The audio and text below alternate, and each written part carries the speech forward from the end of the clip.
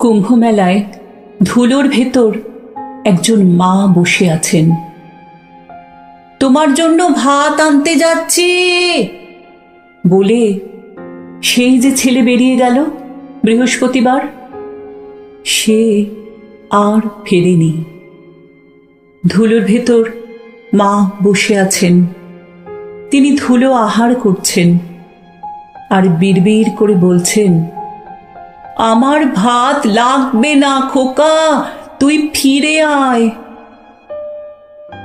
এটা ঋষিকেশ নয়, এলাহাবাদ নয়, এটা যাদবপুর বিশ্ববিদ্যালয়, জ্ঞান ও গরিমার উঠোন।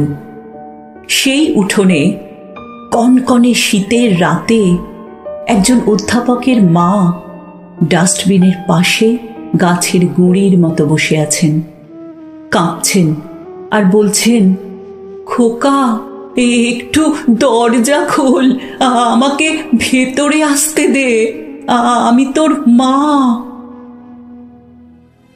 ওগো ঋষিকেশের মা, এলাহাবাদের মা, যাদবপুরের মা, আমেরিকায় চলে যাওয়া ছেলের মা, আমি তোমাদের কুড়িয়ে পেয়েছি, তোমরাই আমার বকুল তলা, আমার আর কাউকে লাগবে না। যার জীবনে মা আছে তার সারা বাড়িতে ছড়িয়ে আছে মোহর।